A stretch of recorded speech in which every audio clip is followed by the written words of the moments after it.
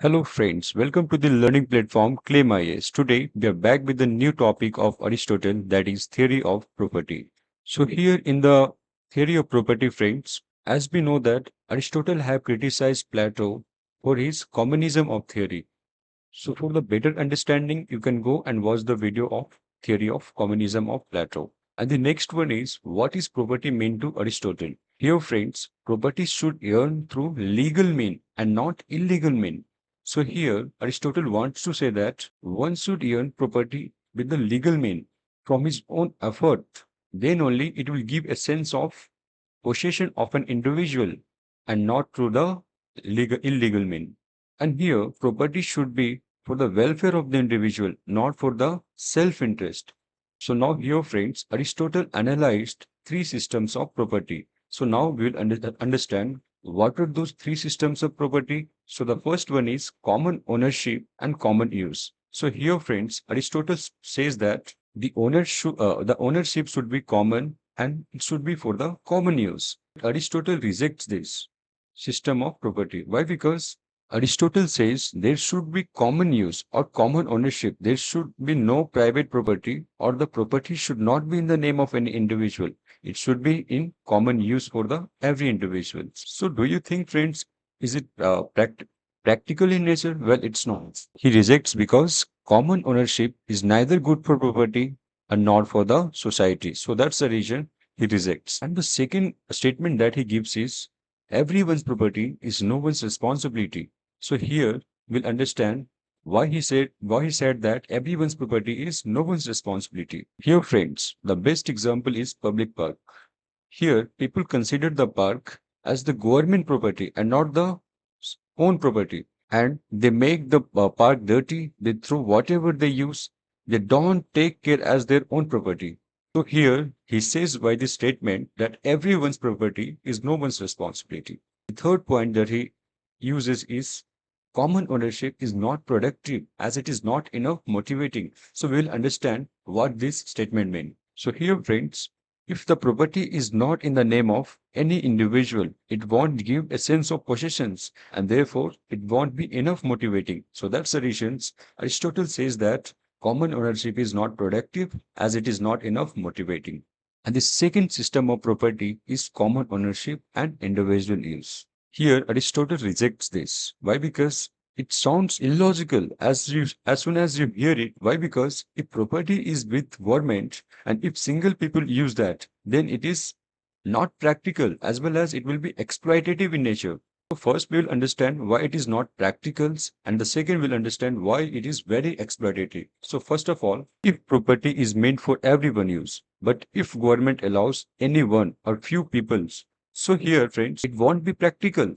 The second one is it is very exploitative. So how it is exploitative? So here friends, if every minerals or every mines of the country is given to a single individuals, then he or she may exploit the whole country as whole resources is within the single individuals. Why? Because if single individual make use of those all property, all resources of the country, he or she may increase the price of the commodity and that may result in high inflations and therefore it will be exploitative in nature. So Aristotle rejects this common ownership and individual use.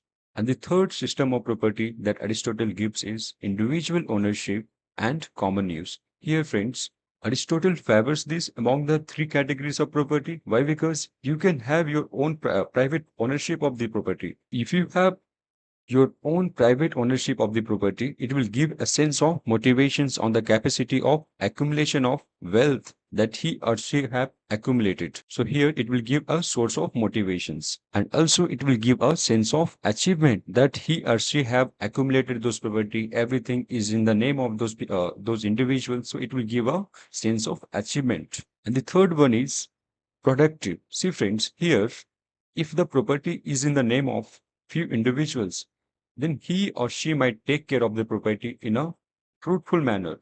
He will consider the property as his own and will take care of the property. And the next one is social stability. Here, friends, the owner of the property, basically, the owner of the property will take care of the property, but not only he will take care of the property, he is the person of regions. So he will definitely think about the property and for the betterment of property and the betterment of society.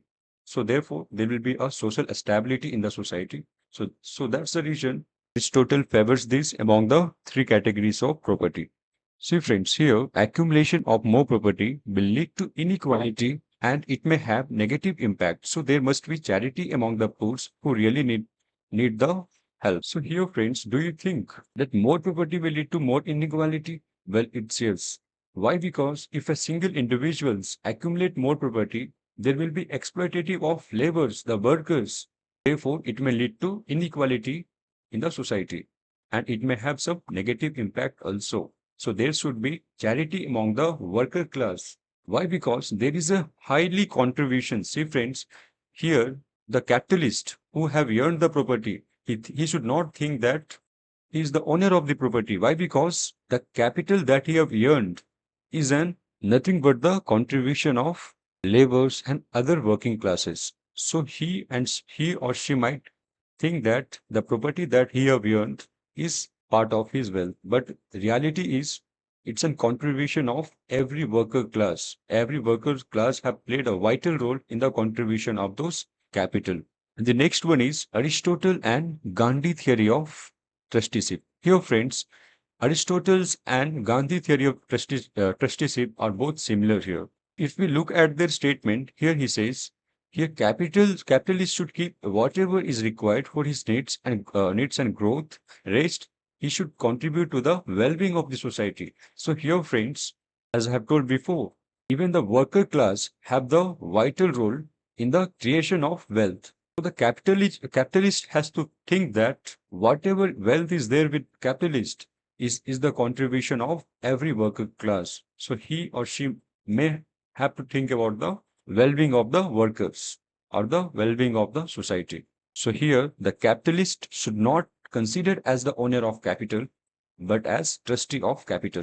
So he or she have to think about the working class. Why? Because whatever capital is generated, it's an contribution of both capitalist as well as the working class. So here we complete our Aristotle theory of property.